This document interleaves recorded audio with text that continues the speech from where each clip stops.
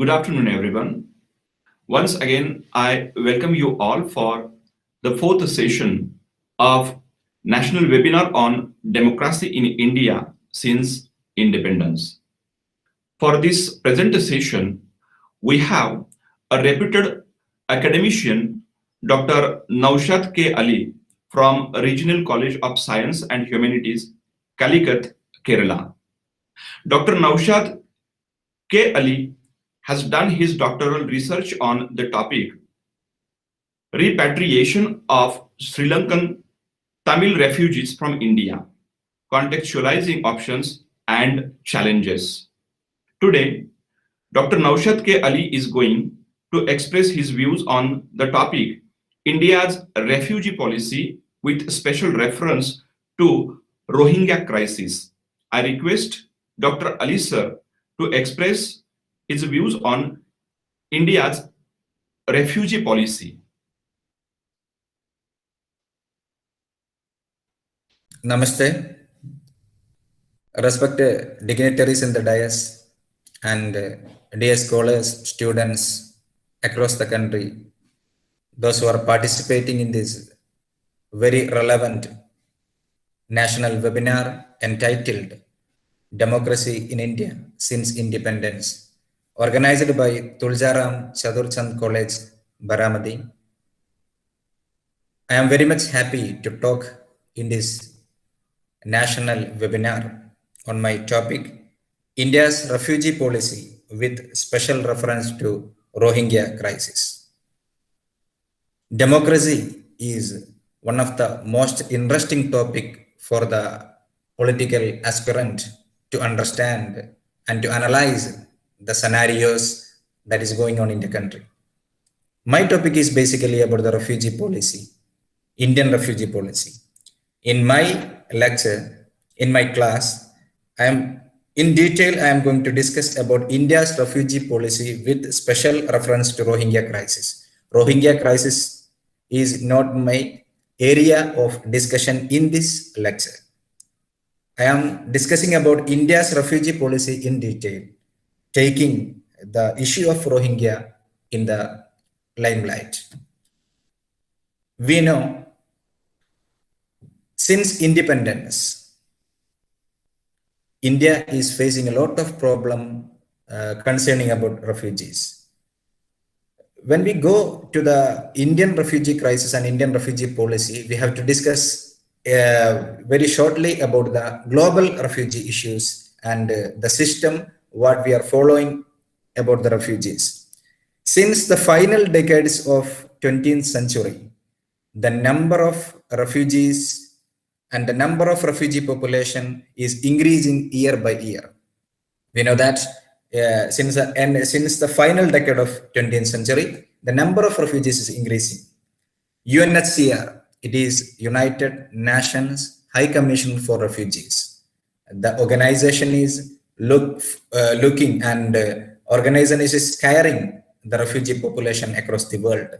The organization highlights that by the end of 2019, in the world, there are 79.5 million people were expelled their country of origin forcefully. Among that 79.5 million people were expelled forcefully across the world in 2019. Among them, 26 million refugees, 45.7 million were IDPs, internally displaced people, and 42 million were asylum seekers. We know that when we discuss about the refugee issues, from this idea of UNHCR, we can understand that in 2020, the number of refugees is 79.5 million across the world. Nowadays, refugees have become a global challenge to every countries of the world. Refugees basically affect the society and individual state altogether, because refugee is a problem, is a challenge to the society itself. In the society where they are accommodated, And to that society, refugees has become a very big burden. And individually, the refugees themselves having so many problems relating to their livelihood, their standard of living and all. Then state also facing a lot of problem, that is the security concern about the refugee issues. Then when we discuss about the international refugee law, I am going to my topic. Before that, I am giving a small introduction about the international refugee law. International refugee law is basically combined with 1951 Refugee Convention and its protocol of 1967. These two important components are combining the international refugee law. And there are so many international refugee laws, then international human rights, international humanitarian law. These two laws again contributing to the existing wisdom, existing knowledge of international refugee law. UNHCR, I already mentioned that United Nations High Commissioners for Refugees is the authority looking after, and they are giving all the contribution to these international refugee issues and all. Now I am coming to my area of topic. My topic is basically India's refugee policy with special reference to Rohingya crisis. I am giving one or two sentence about the issue of Rohingya crisis because the issue is not my concern. My concern is India's refugee policy. The Rohingya conflict is an ongoing conflict in the northern parts of Myanmar's Rakhine state as a result of sectarian between Rohingyas, Rakhine state as a result of sectarian violence between the Rohingya Muslims and the Rakhine Buddhist communities. This is the main issue about the Rohingya crisis. These are sectarian violence. It's a result of sectarian violence between the Rohingya Muslims and the Rakhine Buddhist communities. And when we look into the number of Rohingya refugees in India, there is right now, we can see that more than 40,000 Rohingya refugees are living in our India. As per the latest data, 18,914 Rohingyans are currently registered with the UNHCR in India. Among that 40,000. Other number of Rohingya refugees, at least more than 22,000 are refugees, Rohingyans are not registered in UNHCR in India.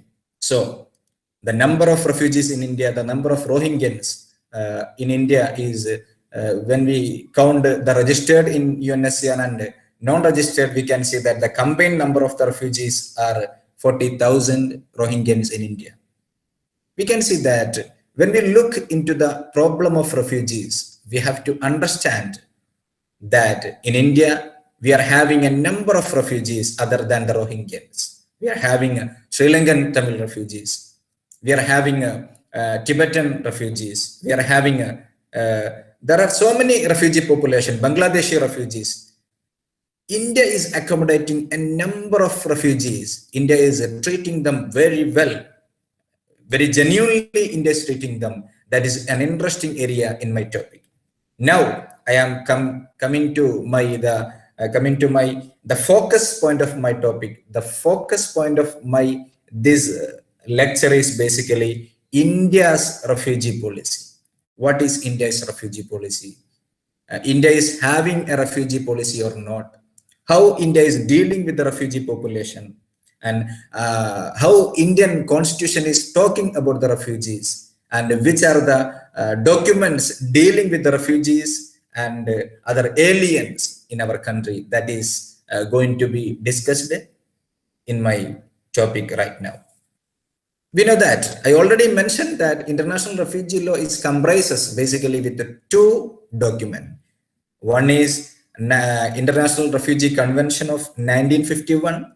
Then second one is its protocol of 1967. These two important documents are basically comprises the international refugee law. India is not a signatory to these two basic international refugee document. I am repeating that India is not a signatory to these two international basic documents. Only Afghanistan is the country signed in these international two documents from the South Asian countries, South Asian region. Only Afghanistan. Other countries, including Pakistan, Bangladesh, Bhutan, all other countries of South Asia is not signed, not ratified with the international refugee documents, comprises this 1951 Refugee Convention and its 1967 protocol. It is very much interesting that India is dealing the refugees in a gentle way. India is accommodating them. India is giving them all opportunities to have their better livelihood, and India is providing a very good livelihood atmosphere for the refugees in our country. However, India is not a signatory, not a ratified country to this international refugee law. Then how India is dealing with these refugees? That is very much interesting. When we look into the Indian refugee policy, that is basically including Foreigners Act of 1946, Registration Act of 1939, the Passport Act of 1967. India is dealing with the aliens. India is dealing with the non-citizens, including the refugees and others. Based on these three main documents, one is Foreigners Act, second is Registration Act, third one is the Passport Act. Based on these three important acts, India is dealing all the non-citizens in our country in a very good way. In that category of non-citizen, refugees also come. And when we look into the Indian Constitution again very clearly giving a very good outlook for dealing the non-citizens in our country. When we look into our constitution, one of the important one of the important article of our constitution is right to equality of Article 14, right to freedom and liberty, Article 21, right to religion, Article 25. All these articles we are giving to both citizens and non-citizens. When we consider in the category of non-citizen, we have to give all the equality rights, religion rights, and right to freedom to all those who are living in our country without categorizing among them as refugees and not. So that is very much interesting. In our Indian constitution, there are so many articles. I am not going to detail to discuss about those articles. Article 13, Article 15, Article 20, Article 22, Article 23, Article 24, 27, and 32. All these articles basically giving a very good respect to all non-citizens, including refugees. In this background, we can understand that India is dealing a very gentle way with all refugees. When we come to the issue of Rohingya crisis, my topic is basically Indian refugee policy. I already mentioned that with special reference to Rohingya crisis. So we can see that in India, we are dealing with every refugees, including these Rohingyans, a very good way based on these features included in our Indian constitution and the three important acts: Foreigners Act, Registration Act, and Passport Act. We can see that in India, we are having a lot of problem basically. India is a country having the second largest populated country in the world. We are having the problem of unemployment. We are having the problems of educations and everything. We are having so many issues in our country, societal issues. However, India is dealing with these refugees. That is based on the humanitarian consideration of our India, the humanitarian consideration. Even though India is not having a signatory to the International Refugee Convention and its protocol, India is a signatory to the most important human rights and humanitarian treaties. We can understand that when we look into the international human rights treaties. That is not my topic, even though I am giving a hint to that area. India is not a signatory to international refugee law, even though India is a signatory to the major international humanitarian and human rights treaties. That is why India is accommodating, India is treating, India is behaving with the refugees, those who are living in our country, in a very good way. India is giving them a very good, this very much gentle attitude of India must be appreciated. That is the perfect and the brilliant contribution of our country. We can see that when we look into the Indian contribution to the refugee accommodation, we can see that South Asia is one of the most leading refugee accommodating countries in the world. There are so many countries in Africa, even though when we look into the entire region of the world, South Asian countries are accommodating a huge number of refugees. And among the refugee accommodating countries, developing countries are accommodating the refugees more than the developed countries, because developed countries are much worried about their future. They are very much focused about their economy. They are not having that much humanitarian basis to deal with all these poor refugees. But the developing countries, including India, we are giving importance to the refugees based on the humanitarian consideration of the country. That is why that is an important area that we have to be understood. Then I already mentioned that in Indian Constitution there are some provisions, there are some articles give importance to the refugees again in the category of non-citizens along with the citizens in our country. The another important milestone in our Indian Parliament is that in 2015, in the Indian Parliament, there were introduced three important bills, but these three important bills were not passed by the Parliament, even though this introduction of bills were a very good milestone in the Indian refugee policy when we consider that. First one was the Asylum Bill. Second was the Protection of Refugees and Asylum Seekers Bill.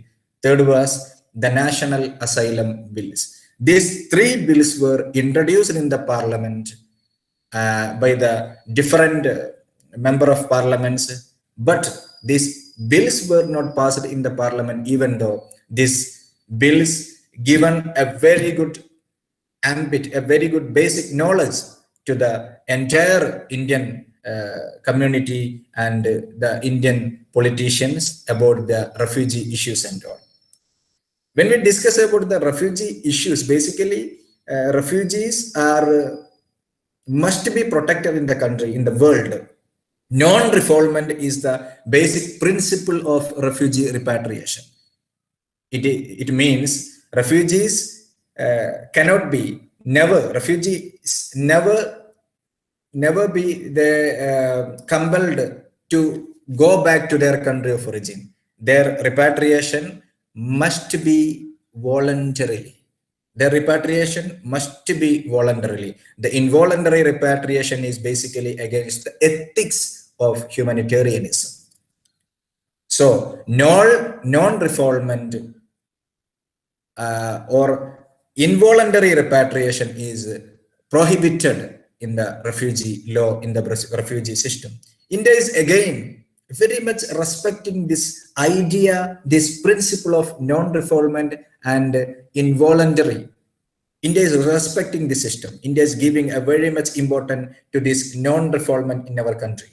I already mentioned that three bills were introduced in India, in Indian Parliament in 2015. One of the bill was the Asylum Bill, introduced by the prominent political figure Shashi Tharoor.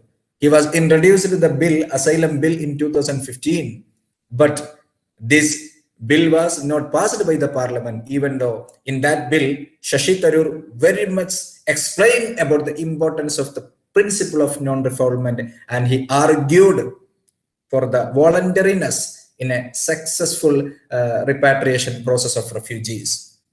So, when we discuss the present political scenario in our country, we are having, because I am not going to the controversial issues and the other issues in the country in the ongoing political scenario, because in this small lecture, I am trying to give a very small basic understanding about the refugees and issues, because I have limited time. That is why I am sticking to my topic, that I am not going to detail about the area. Then another important aspect of our Indian refugee law is when we regard the question of ratification with the international refugee law. The question of ratification with the international refugee law, which comprises International Refugee Convention of 1951 and its protocol of 1967. There is two aspects when we regard this question of ratification with the international refugee. Some scholars support the ongoing status quo of our country, because the ongoing status quo is basically India is not having a signatory, not a ratified country to this international refugee law, even though India is giving very much respect to the refugee, the entire refugee population in the country. India is providing them very good and better livelihood opportunities in our country based on its humanitarian consideration. So the present status quo is India is respecting the refugee population. India is giving them opportunities without having a ratified country in the refugee law.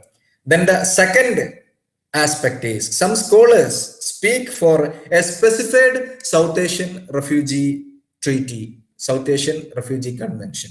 Some scholars argue that South Asian region is needed to have a specified South Asian Refugee Convention which deal with the South Asian refugee population.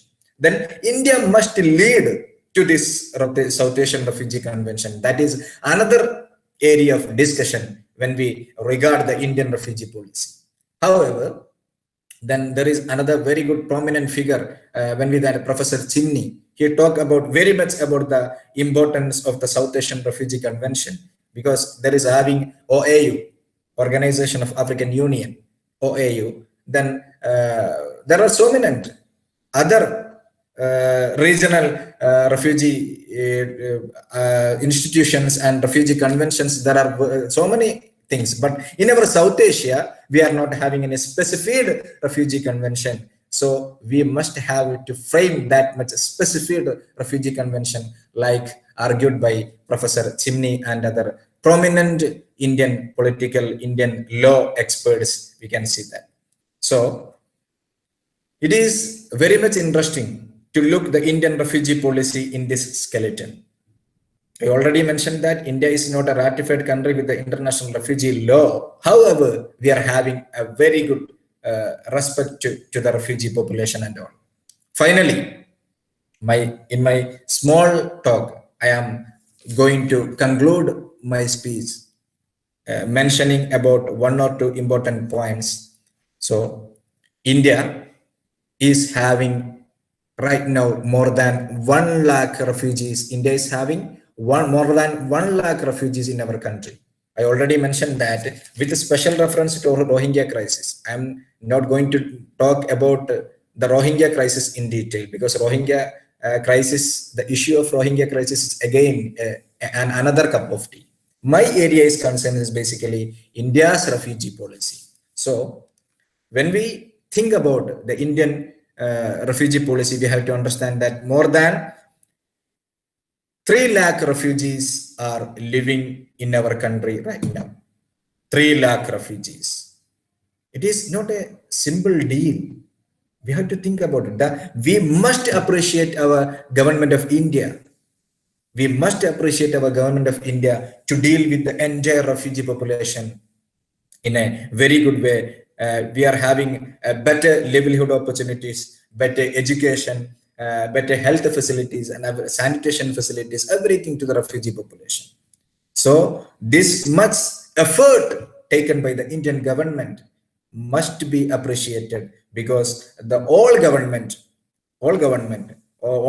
means after Nehru. After Nehru, we can see that there are so many governments, so many parties, so many coalition governments have been ruled our country, even though the entire governments in our country have been respected all the refugee population and their issues. We consider them as human being based on our humanitarian consideration.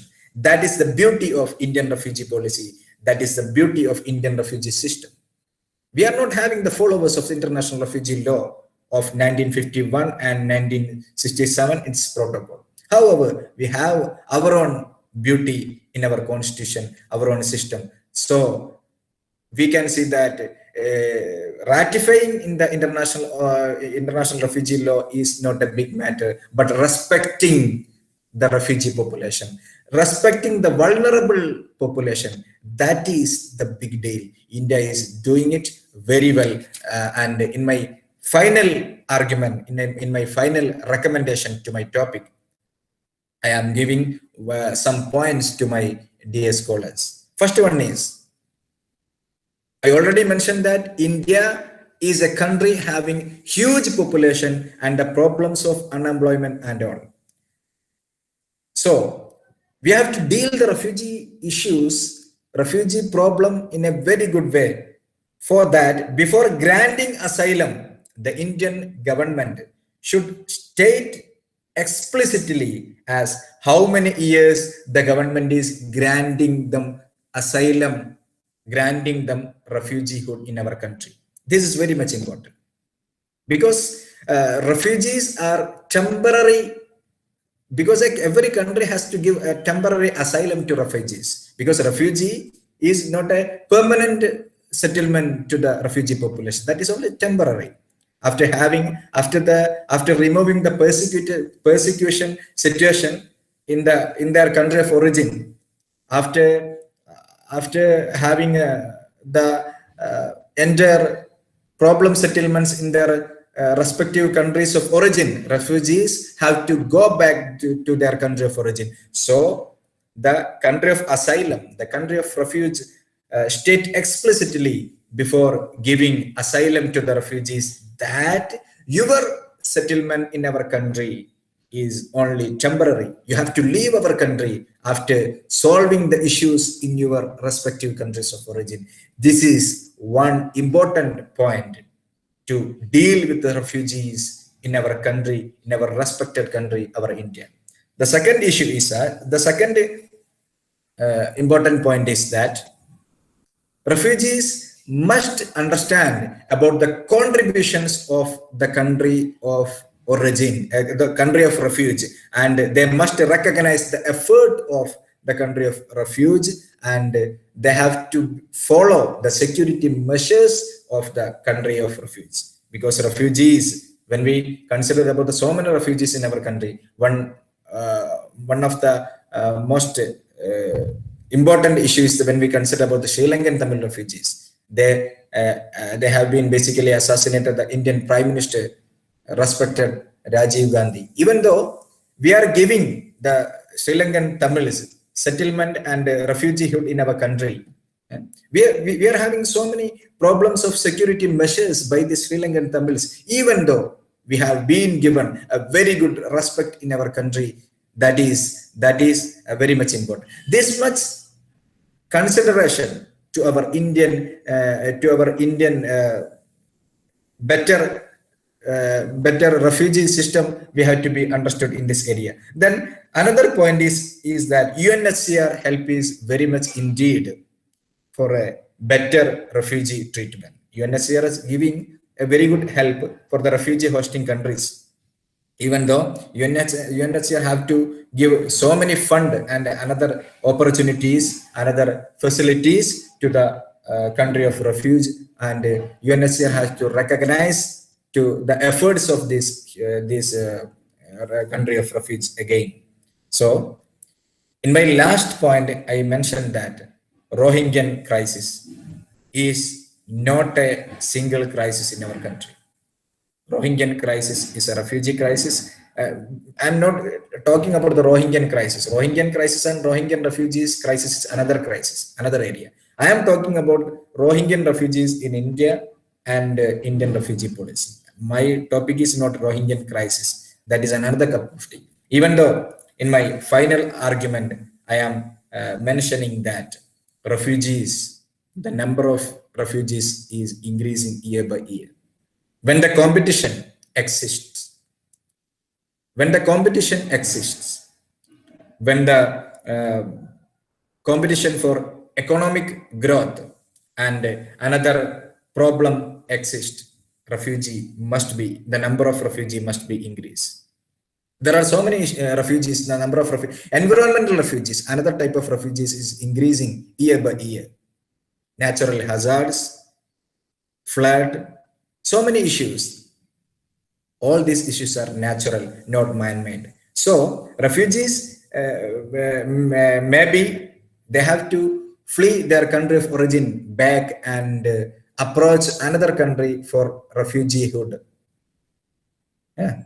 Even the problem may be man-made or not, because man-made or not, two types of problem is there. So we have to think that this era is the era of problems, era of, so the number of refugees increasing year by year. So this area of refugee study, refugee intelligentsia is increasing year by year. So we must understand the importance of this study, this refugee study, Indian refugee policy, and we have to be focused about this area. And I am very much thankful to my dear scholars and dear participants in this national webinar. And this area, you must be focused about this area, because I have some time limitation. That is why I was running through the topic, because without mentioning all the nook and corners of the wide area. So I'm really thankful to the organizers for inviting me for this very prominent and important lecture. And for the dear participants, I am appreciating your effort. Be motivated and be very good scholars in the area. Best of luck. Have a good day.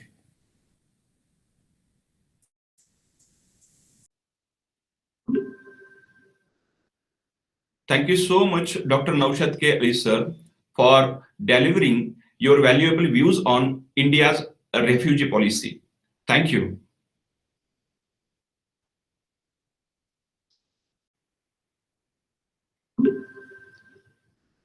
Good evening, one and all present here. Now, I would like to introduce you the next speaker of this session, Dr. Shiv Kumar. Dr. Shiv Kumar is an assistant professor at Department of Political Science, School of Humanities at Lovely Professional University. He has completed his doctoral research from Central University of Punjab. His keen research areas are international relations and security studies. His research interests cover security architecture in the Indo-Pacific region, geopolitics in the India-Ocean region, and India's national security and foreign policy. Dr. Shivkumar has published various research papers at national and international journals. I request Dr. Shivkumar to deliver his views on understanding new dynamics of Indian foreign policy after 2014.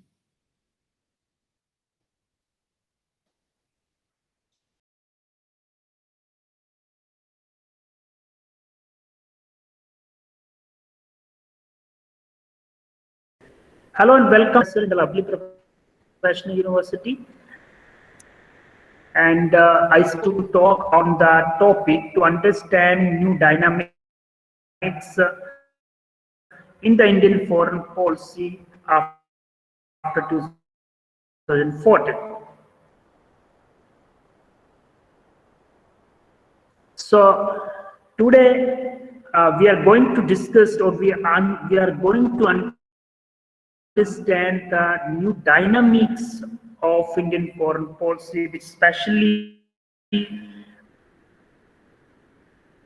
took place after the new regime came in the New Delhi, after the the thumping majority win by the Bharatiya Janata Party, or we can say the National Democratic Alliance in the center. So it actually brings a new dynamics in the Indian foreign policy, new perspectives, or see the foreign policy in the under the new principles or guidance. So lectures especially are going to provide the knowledge of the evolution of Indian foreign policy. Then we are going to understand the new dynamics on Indian foreign policy session as well. And at the end, we are going to examine the new perspective and the challenges in the Indian foreign policy. So which is a new actual perspective, and perspectives emerge Indian foreign policy. So in line of this discussions, I would like to start this entire discussion with the changing dynamics. Overall, the changing dynamics in the foreign policy, it doesn't mean that it drastically changed all the this landscape changes will took place in the foreign policy. It means that the changing dynamics in the foreign policy means that the ability to change the policy according to the changes or according to the new happening which took place in the international space. So see, there is a new phenomenon attacks, and there's a lot of new actually dynamics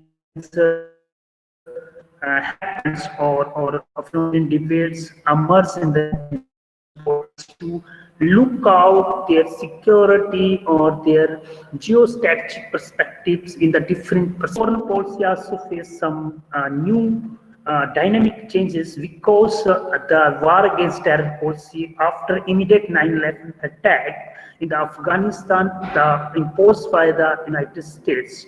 And then lot of new actually the phenomenon debate started, like United States has started the Asia pivot policy toward the Asia Pacific, or we can say the Indo-Pacific region, whereas India has also concerns with these policies. So change the policies according to new dynamics is also matters how the external environment is around the India and how is the domestic politics actually demand. So if you see the external environment, I already discussed that the policies around the US policies as well as the Chinese assertiveness towards the Indo-Pacific region, or especially in the Indian or Greater Indian Ocean regions, brings the new concern for India, especially in the beginning of 21st century.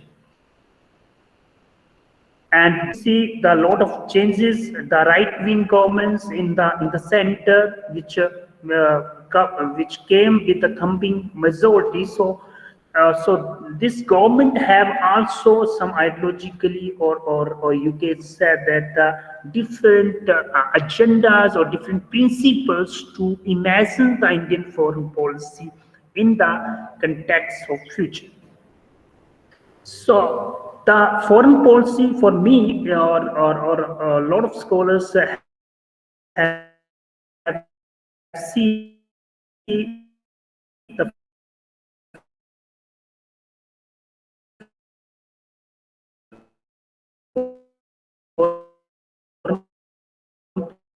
policy in the different definitions or under the different quotations. But what I understand, the foreign policy, as we call the foreign policy, is for that country, and it so includes in the foreign policy while you are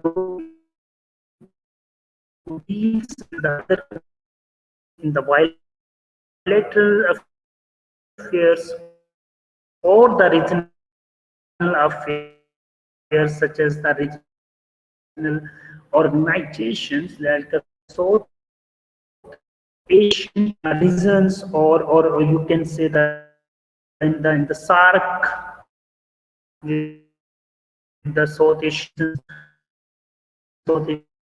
Asian regions and the South Asian ASEAN and who determines the Indian foreign policy.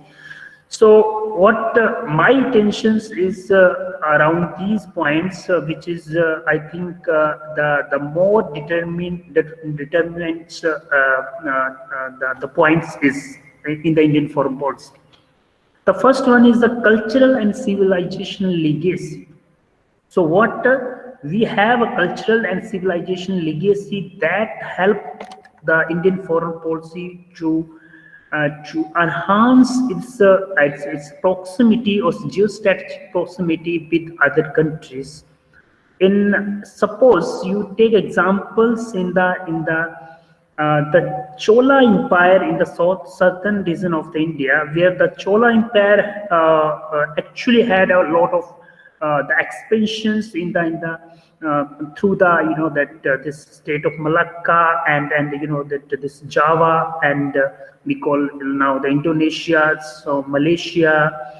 There is Thailand, there is Cambodia, there is a lot of legacy of Chola Empire in the Indian Ocean region.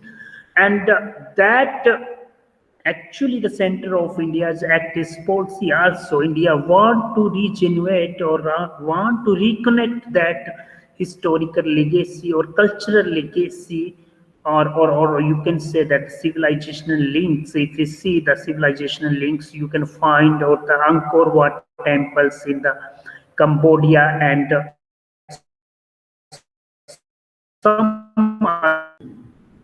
so therefore, this economic factors was very important. So or economic factor is actually the determinants of Indian foreign policy for any nations and India also. Now, the military might or military the factors is very important to rise or to determine the foreign policy of any country, and that's why in my intentions the military as well as the technological factors, because technology is a one of the now to rule the the one of the factors which with the help of technology the colonial mindset or colonial powers actually trying to colonize the other worlds or third world countries, or they use the technological hegemony on the third world countries. So in the military, we have seen the India's military is the largest in the world, one of the largest military, and we see what the future of military power is also uncertain, because if those who have good technology or artificial intelligence, that power will going to rule the world. And that's why the Indian foreign policy, the new challenges or new determinants of Indian foreign policy is the military with the technological advancements or technological or with the artificial intelligence. If you see in the case of surgical strikes or the air strike, it is not possible without the technological advancement or artificial the intelligence, because the informations is matters in the 21st century or after this communication the communication revolutions. The information is matters to do any that the military strike or any military this action. Those who have a good information, strict information with some technological advancement or some new equipments, that power is going to rule the world. And that's why the India is behind, more behind than the other countries such as like United States, China, France, and Israel. Even the Israel is also far hard to India. So Indians. foreign policy, actually the military, equipment, military technology also determines one of the Indian foreign policy. That's why we've seen in the previous in the Cold War periods that India is more tilt towards the United States, the USSR, because of the military technology, to take a more military technology from the USSR, and then later the Russia. So it's very important, and now India is going towards tilting towards the United States of America because of the technology, the military technology, the nuclear technology, and the other technology. The proximity with the United States to get the drone technology and other all things. So India's foreign policy also determines by these factors. Then the democratic dividends and the diaspora legacy. That is also one of the determinants factor in the Indian foreign policy. The democratic dividends, we know that we are a young nation, and India has a huge opportunity ahead, and that's why this democratic dividends, Indians, you might be heard sometimes the Indian Prime Minister Narendra Modi spoke about the democratic dividends, but the question is that how you are going to use that the young generations or youths, the inspiration, how you are going to fulfill that is inspiration. That is the question, or that is a challenge right now the Indian foreign policy. But it is a determinant of Indian foreign policy, and if India will use the energy of this youth in the to determine the software, to determine the Indian foreign policy, or to explore the Indian foreign policy with the young minds, that will be the established point of Indian foreign policy, or you can say the new new additions in the Indian foreign policy. However, the diaspora concern, the diaspora legacy, we know that the Indian diaspora is very huge, very diverse diaspora in the every part of the country. If you see the Middle East, if you see the United States of America, the Indian diaspora is actually playing a very important role in the foreign nations, and that's why the India need to mobilize the diaspora to help the Indian foreign policy, to shape the Indian foreign policy in the right direction.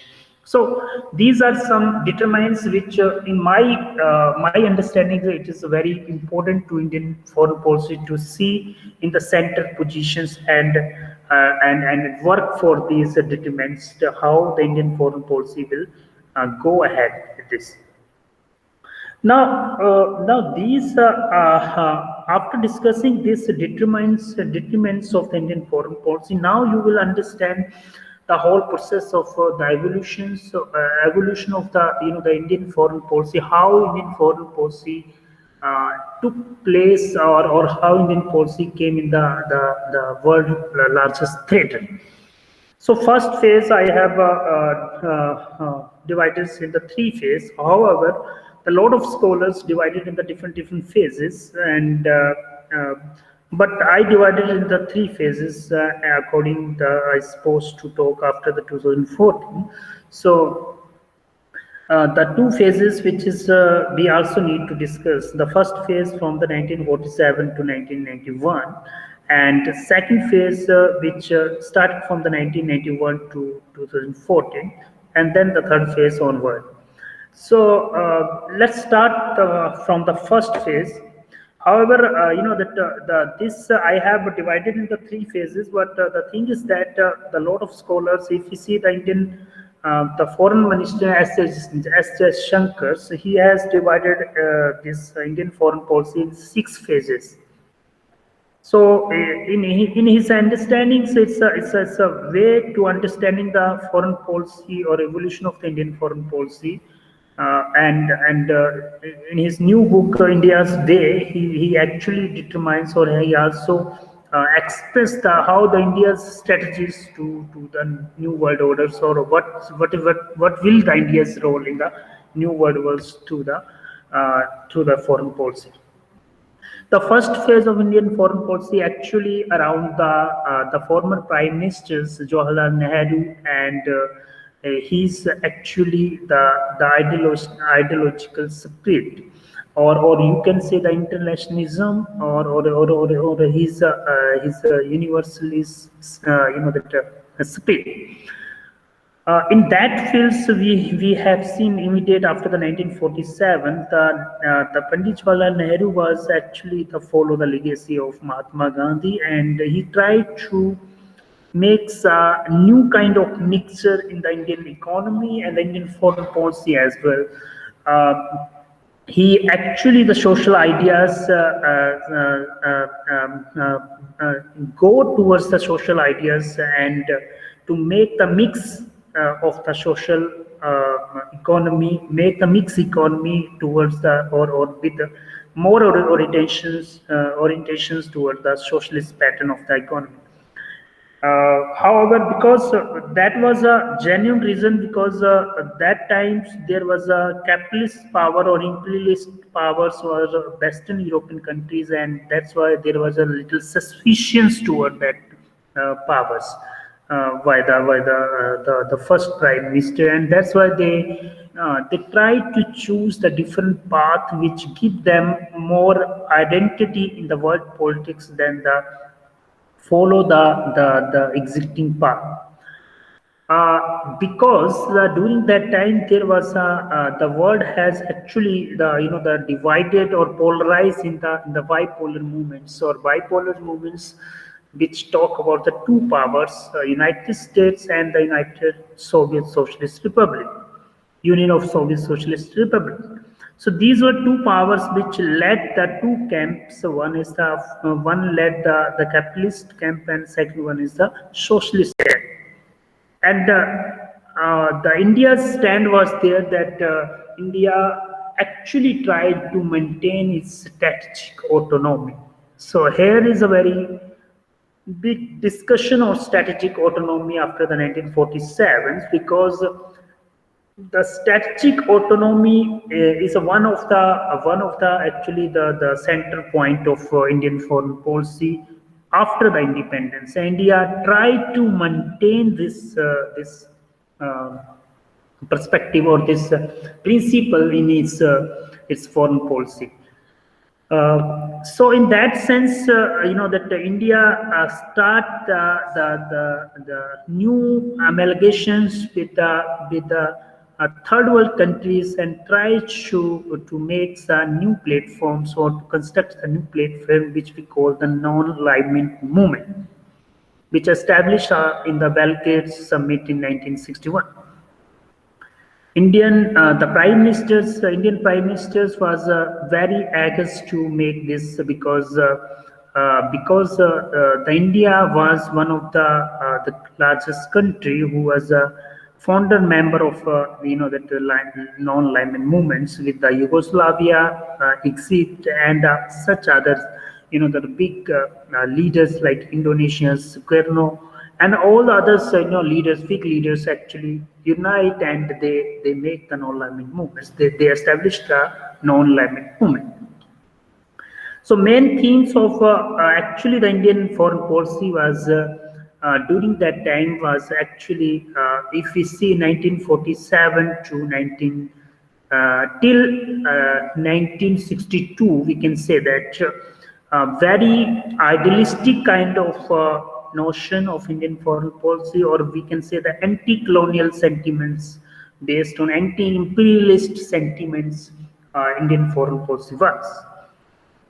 But however, after the defeat from China, the Indian foreign policy got some shock, because the way Chinese occupied the Aksai Chin area, and Chinese one-sided this. The declarations of ceasefire was actually the give the good give the very heavy shock to Indian policymakers, that they need to think their security in the different way or in the different dimensions. So after the 1962 phase was very, you can say that full of the dilemma and full of the shifting towards the pragmatic, or you can say the little realistic approach. In that sense, we have seen that the India fought the 1965 war with Pakistan, and India win the war. So India, the moral of Indian nation or Indian foreign policy, that the again regenerate, again reinvent with a new energetic or new policy making skills.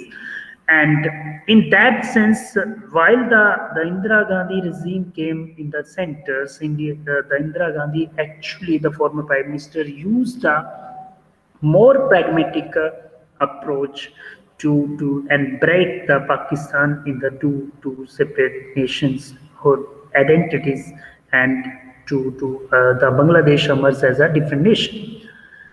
However, in that phase, after the Indira Gandhi's death in the 1984, or after that, when the Rajiv Gandhi came in the powers in the centers, we have seen Indian foreign policy face another shift in their the maintaining their relationship with their neighborhood countries. And because India realized that, I think the Indian policymaker realized that now the Soviet Socialist Republic is going, because it was a time of 1985 when the India start to rethink about its regional policies or its neighbors.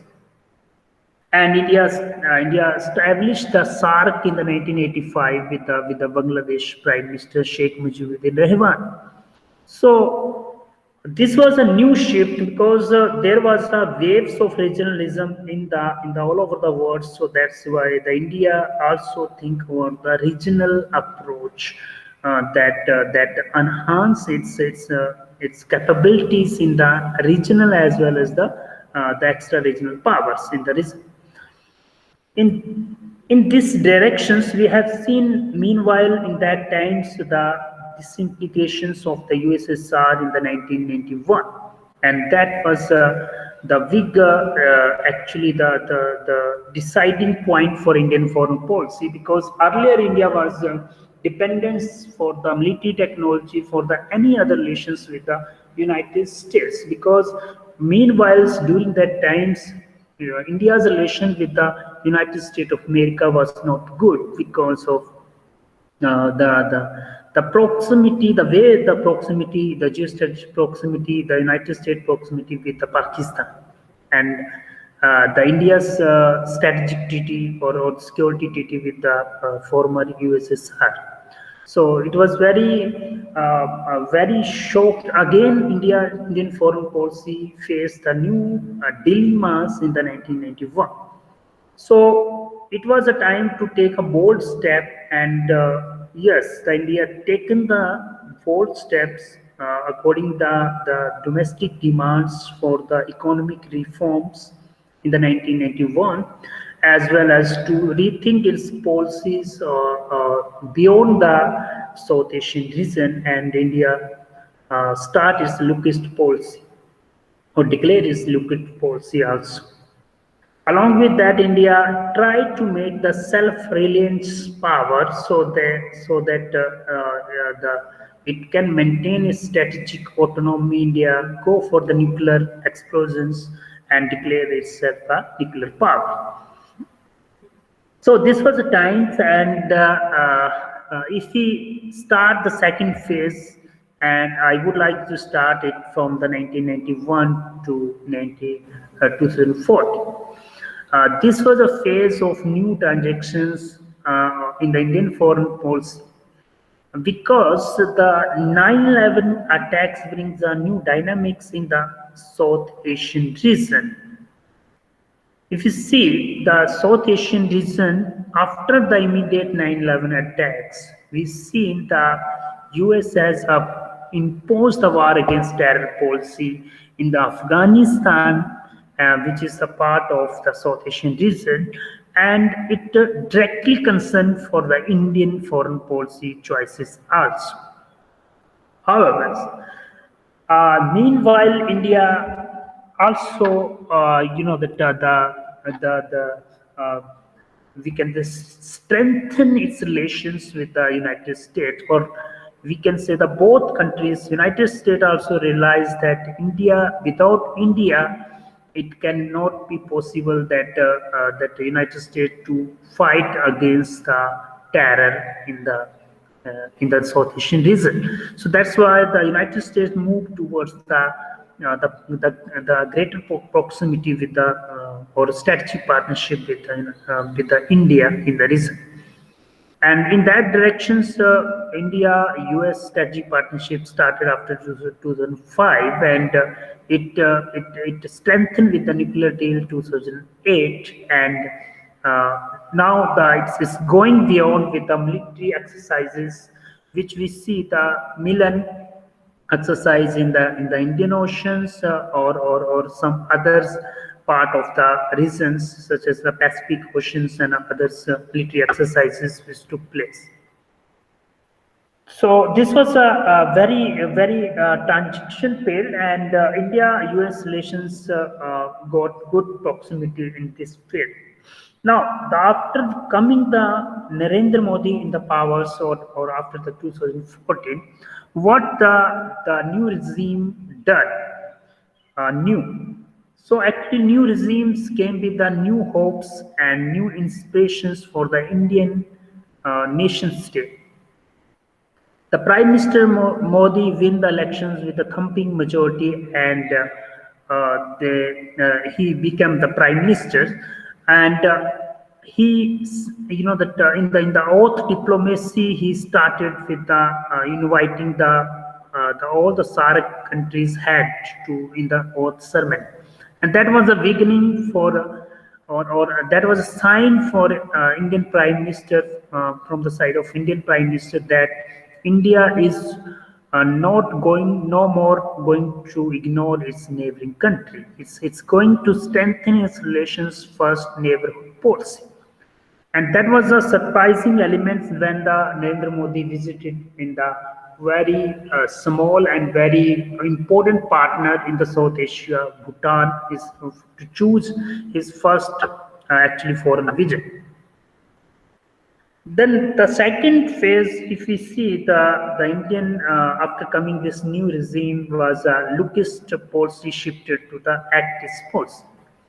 So what does it mean, and what is the actist policy is? So it's just a name changing, or it's just you act towards the is.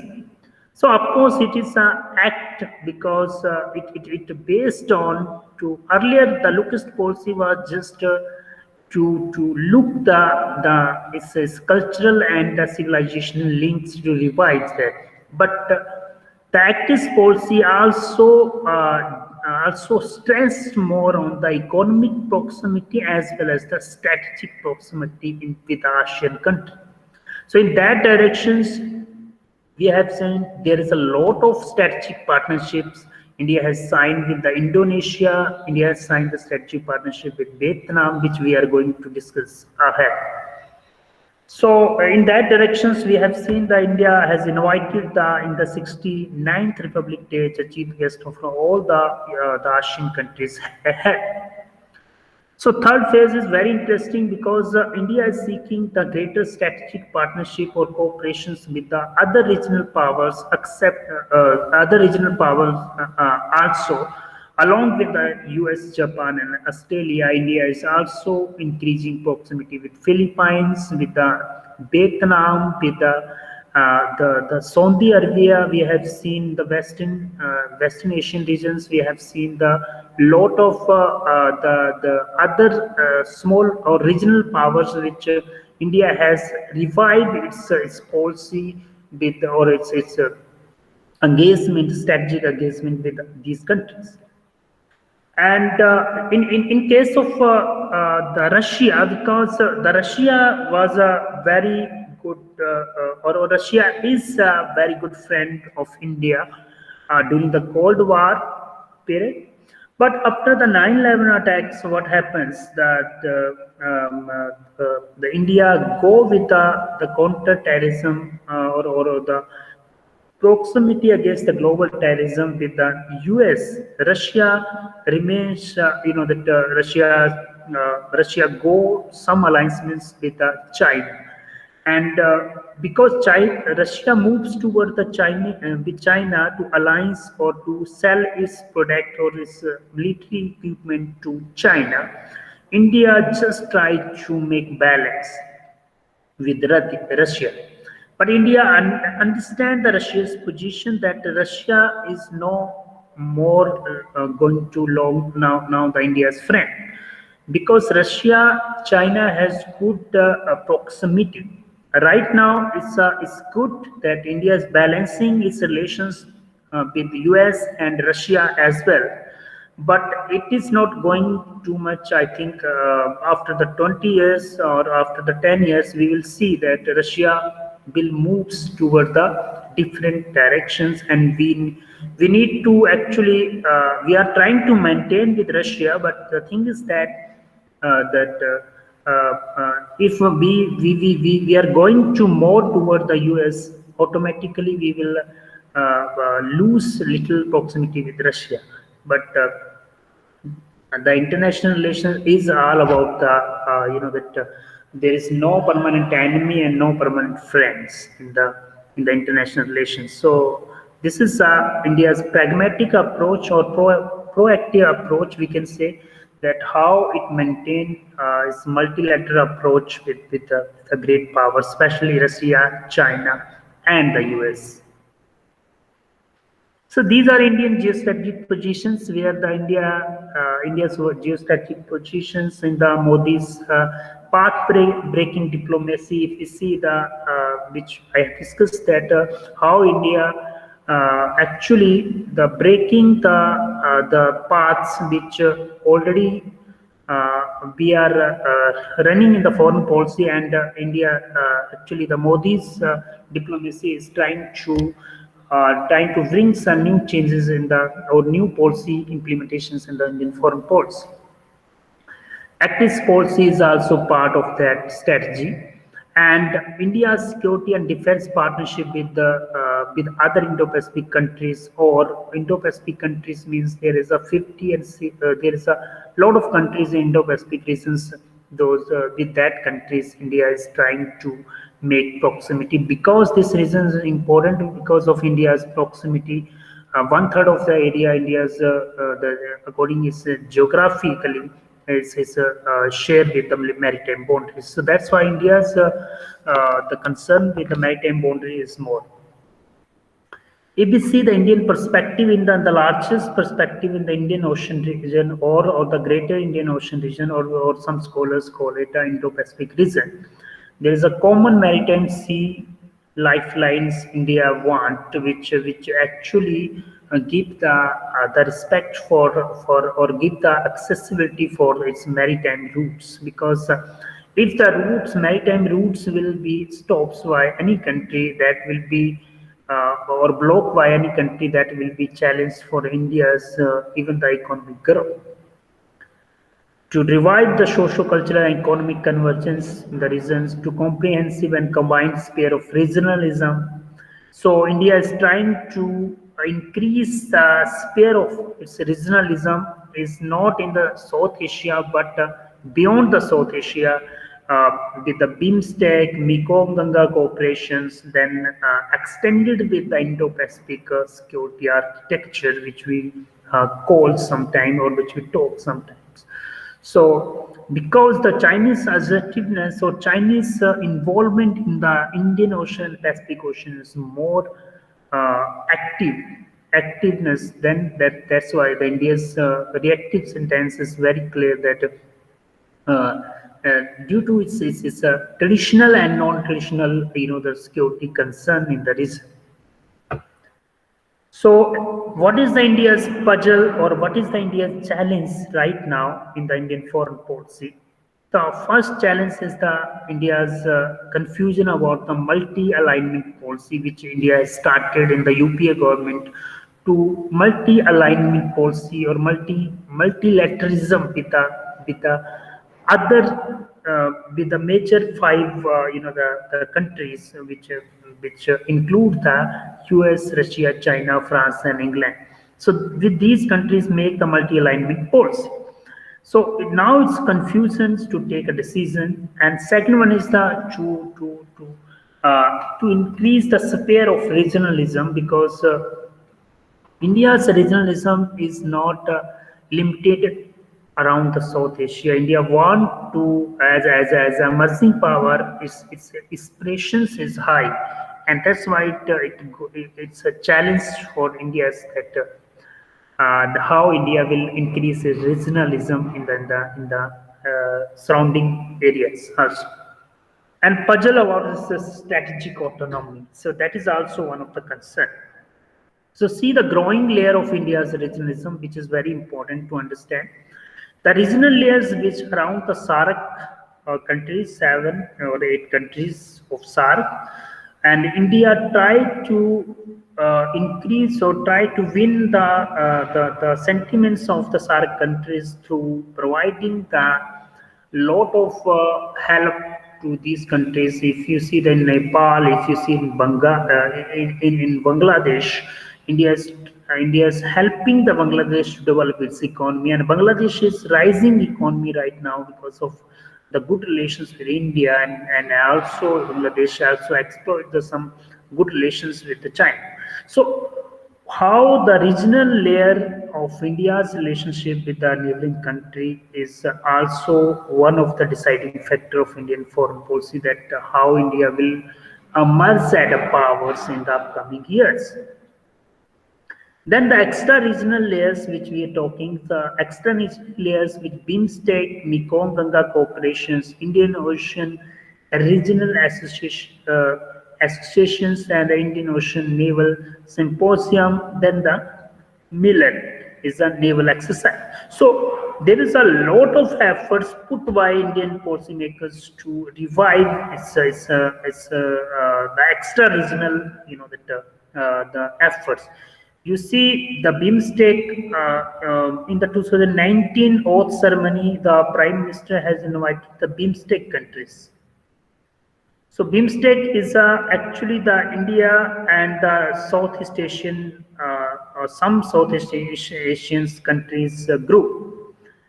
And India's sign is clear that the Southeast Asian region is not India's desired region, but it is a necessity to increase its proximity, whether it's a geostrategic, economic, and other proximity, if India want to rise.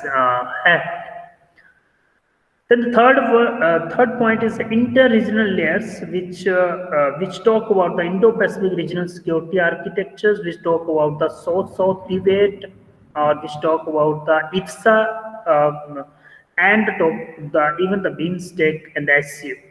So all these includes in the extra regional layers, where the India try to use this platform or try to represent its participations in these extra regional groups, so that India's the rising aura, or we can say the rising spheres, will be understand by the world that what is the India's line of thought. This is a theater of Indo-Pacific Maritime New Great Games, which actually arounds the coordinations with the regional powers and the equation with the insulator or buffer states. So regional powers here in the Indo-Pacific regions, like India, Iran, Pakistan, Saudi Arabia, Japan, South Korea, Australia. These are some regional powers which India have a good coordination. So if you see the India's relation with Japan, it has a strategic partnership with Japan, Australia, Indonesia, as well as in the Saudi Arabia, except Pakistan. The Pakistan is you can say the shifting player. So it sometimes it play a role, but sometimes it didn't. So India have some issues with Pakistan, but the thing is that India maintaining the middle powers coalitions in the region. Then the equation with buffer states is very important. The buffer state, those who situated in the in the very buffers, and they have a landlocked, the states such as like Nepal, such as like Afghanistan and Myanmar. So surrounding India, there is a buffer state, insulated states, we can say. These states' importance are very important. So that's why Nepal, India and China's appearance is very much, and both want to actually make good relations with Nepal, even in the Afghanistan. Then the strategic proximity with is island states. So see in the island states such as like Sri Lanka, such as the Maldives, Seychelles. These are very small states, but very important because there is a lot of construction of ports done by China, and that is a direct threat to the Indian, the Indian security threats, and which we call sometimes. That actually the security dilemma for India in the Indian Ocean regions through the lot of policies which done by the Chinese policymakers, or the China has implemented the grand strategies such as the One Belt, One Routes.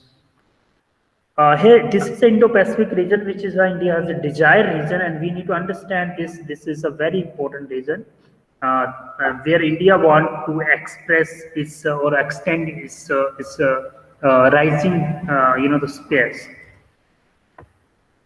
So India's response in the new challenges that we need to understand first. The non-alignment to the QC alignment or semi-alignment, we can say. So India is now going towards the some kind of alignment which is far away from the non-alignment. Now India is not following clearly the non-alignment principles, or we can say that in other words we can say the Indian foreign policy is shifting towards some kind of little alignment with the partner countries, so that its security concern will be safe. Because India is having a lot of troubles in the Himalayan border with China and the Pakistan, of course. So it's very challenging now India's situation. India is responding with the increasing the proximity with its partner countries such as like United States and Japan. So India has signed the 2+2 defense treaty or COSMASA and the other, that some pact, which is very helpful to the India's to increase a strategic partnership with these countries to avoid any security threats from the China. So in that lines, there's a Quid. Quid is the US, India, Japan, and Australia, 4 countries there, and they are working to Malabar naval exercises. They done the lot of exercises in the Indian Ocean as well as the Pacific Oceans in the entire Indo-Pacific region. The suspicions about India's about the Quid is that the US have signed the security pact with Japan and Australia, very open security or security treaties with these countries. But India do not want to fully surrender its security concern or its security or strategic autonomy with that the signing the treaty with the US. So India is a strategic partnership. India has a strategic partnership in that, but India has not full surrender security treaty with US, and that is the India's actually the twist, or India's actually the stand for its rising aspirant in the region. So Quid versus triangles mean the Russia, China, Pakistan is actually new type of triangles is emerging in the region, and that creating the new dynamics in the Indian foreign policy. So India is going with some kind of alignment with the Japanese, Australian, and the US, of course. But in that sense, we see that in that situation, if Russia will go with the China and Pakistan, obviously with Iran and Turkey also in that direction. So in that case, obviously the Russia will not stand if the in future India and China will involve in a deep crisis or border crisis, then in that situation Russia will not take that much bold stand which taken by earlier by the Russia, and that's very important thing. So under this multi-complex theater of claims, multi-complex theater of claims means the world is actually shifted in the multipolar worlds. Some scholars said it's a multipolar worlds, and the multipolar worlds is now is under the multi-complexity, and that is very important to understand the multi-complexity because every the power, so big powers is dependent on the regional powers, regional powers is dependence on the big powers. So there is an interdependency between the powers. So we cannot say that it's a multipolar world order or it's a bipolar world order. So we can say that it's a multi-complex world order, which is a very unique the situation in the world order, and where the every nation is trying to adjust their policies. See here the Chinese One World One Road project with the grand strategy around the India, and we call it the string of pearls policy. See the Chinese assertiveness in the region. China has developed port here, Myanmar, and then the Bangladesh, Chattagam, and Sri Lanka, Havantota, Maldives, and the Pakistan, of course, Gwadar port. So China have a string of pearls policy around the India, and that create the more security challenge for the Indian foreign policy. So this is a project which China is doing around the India. CPEC China-Pakistan economic corridors with the transport, railway, Gwadar port, and other infrastructure developments is going on. CMEC, which called the China-Myanmar economic corridor, which is proposed and which is going to be started. Bangladesh, China, Myanmar, India, there's a BCMEC, the corridors, and China, Indo-China Peninsula Economic Corridors, which started with the Asian countries. There's a lot of corridors which started by China around the India, and that's a big threat to Indian foreign policy. How India will balance this Chinese assertiveness or Chinese new policies in the region. So India's response is very clear with the net security providers to provide the capacity building, military diplomacy, military assistance to its neighboring countries, and to help them in the we can say that in the lot of the things which actually the needs very surrounding the neighboring countries, such as like Sri Lanka. India has sent its a lot of assistance, or if we say that in the drastic situations or in any tsunami or any other situations, India send that a lot of water supply in the Maldives also. India sent some military assistance, or in the present situation, if we see the vaccine diplomacy, where the India has sent a lot of vaccine to its neighboring countries, such as like Bangladesh, Nepal, and the other surrounding country of the world. So it's very important. The India's net security providers as in the region is very important. India's reciprocations toward the its security threats. Then the India's reciprocation as the Iron Curtain policy, Sagarmala policy, and the metal chain Andaman Nicobar should develop as a Andaman Nicobar as a strong metal chain in the region. So Iron Curtain policy means that India's response toward this string of pearls policy. So India is developing the Steepy port is the Myanmar's, the air-based development in Maldives. United States get access in the Diego Garcia with the United States Army. Indonesia, Sambang naval port in the beginning stage. Singapore, there's a direct naval access India got. Then the Andaman Nicobar Deeps move, where the India is actually the developing the India's naval ports and airport facility. Iran's Chawar port, Oman in the Deccan port. So a lot of developments India has done in these years. India has revived all these this beginning skills. So this is what the India's response. Then the India's response, India's South Asian growth corridors and the Asia-Africa economic corridor. So see this Asia-Africa corridors. India has started with the Japanese, okay, and combinedly they have started this to increase the connectivity towards Africa. Okay, this is a route, maritime routes to increase connectivity with the European countries. Okay, there is a land route here proposed by the or maritime routes proposed by the India and the Japanese combinedly. So they are the India and Japan, because India realized that it cannot go with a single reciprocations. Of course, it has some single or some the one unilateral approaches also. What India is trying to indulge Japanese, Africa, South Asian country and Southeast Asian country in the Asia-Africa growth corridors to counter the Chinese One Belt One Road initiatives or balance these new counters.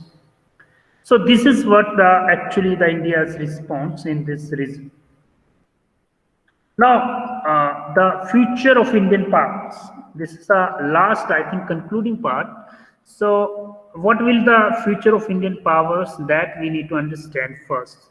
So, if India want to increase its aspirations in the foreign policy, it need to actually first to focus its centrifugal forces within the country to deal with that and to maintain the actually peaceful democratic society, because the domestic, if until unless your domestic society is not up to mark, or domestic the problems you will not solve, then you will not able to actually deal with the foreign policy, because the foreign policy is actually the demands of the domestic needs. What is the demand in the domestic politics?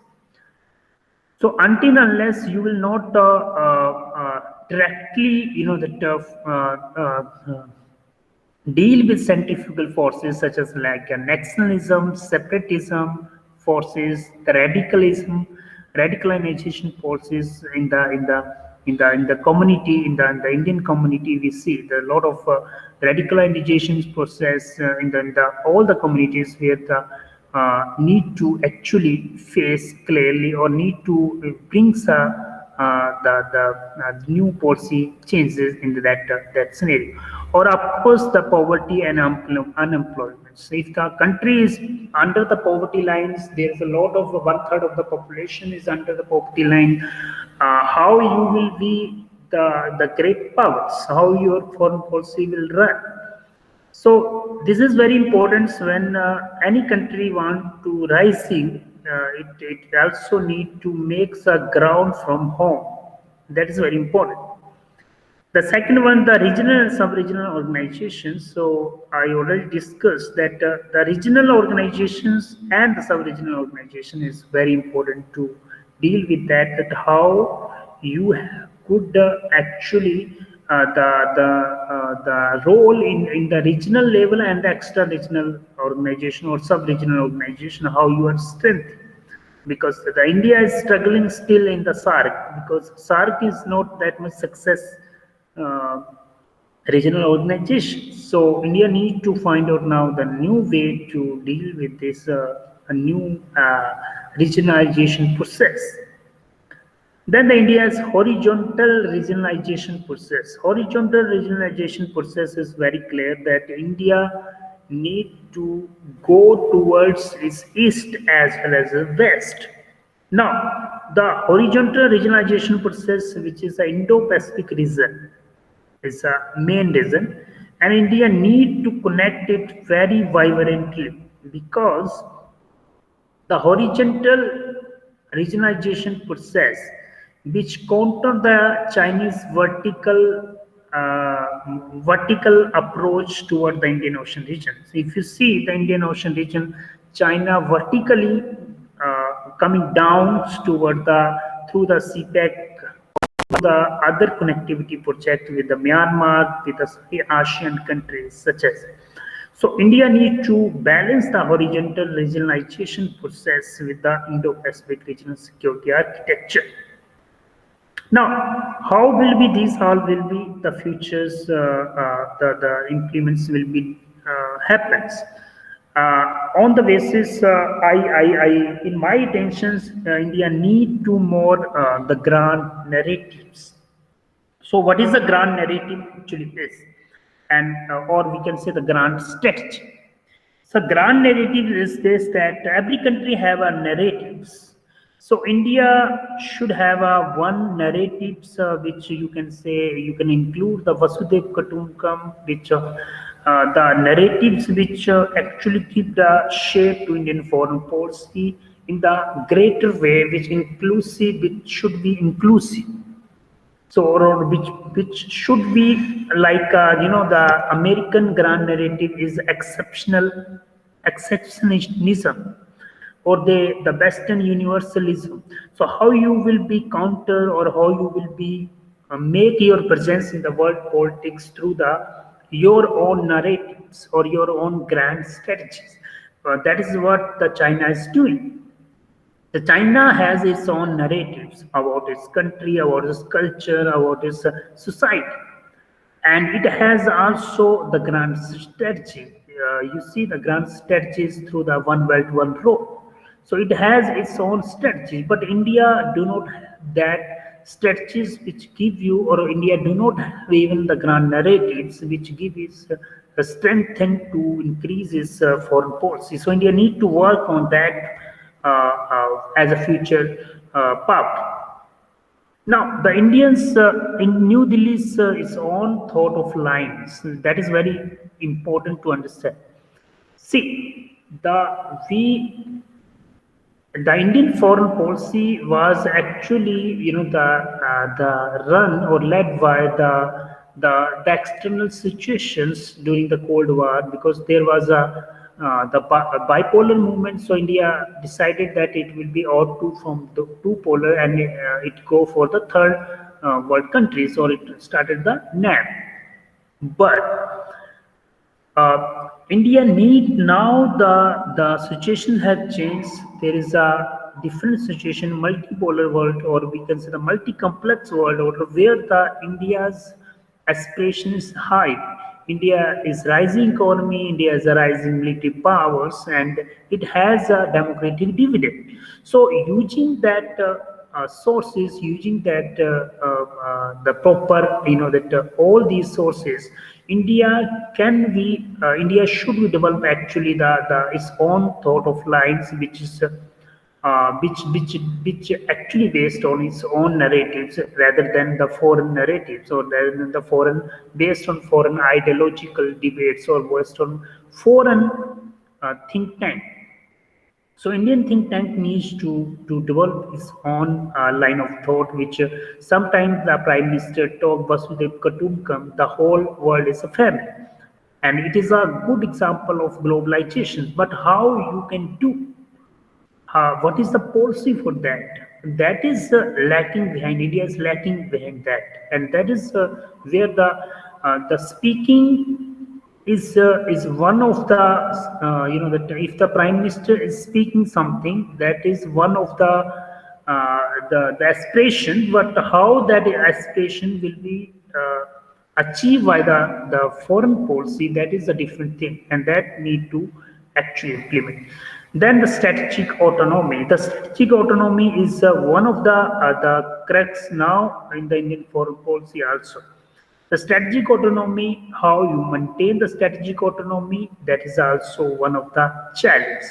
And the Indian future, India as a future powers, if we want to see, we need to maintain the strategic autonomy in any cost, in any pressures, because the strategic autonomy is one of the India's feature of India's foreign policy, and that need to more skill. The defensive multilateralism. Now, the defensive multilateralism is one of the actually the future of Indian foreign policy. But now it's a need to go ahead with that, and defensive militarism too. You need to make the bold step in any, that according the situations in the game, in the theater, in the political theaters, how the powers is acting, and according that you need to take a step. So it's very important that you cannot live in the idealistic worlds. There is a pragmatic approach to deal the issues and decide its role as either the balancing power or leading players. You need to decide your leadership should be ready to take a responsibility for the global world, or new world orders, which is more global, which is more with the new complexity and the new challenges. So leadership role should be clear. Leadership actually should be clear what they actually want, or what the India's foreign policy actually need upcoming 20 years or a 30-year plan. So that is very important. So you need to, if the foreign policy will go like that, I think that that will be give to more strengthened to Indian foreign policy ahead. So this is what this is what my understanding. Thank you.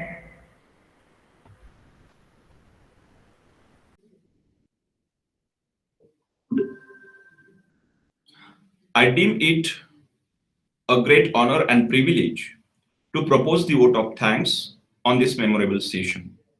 I am grateful to Dr. Harish Wankhede for the scholarly presentation on Dalit movement in India. I thank to Dr. Dattatreya Wable for his valuable speech on constitutional institutions in India.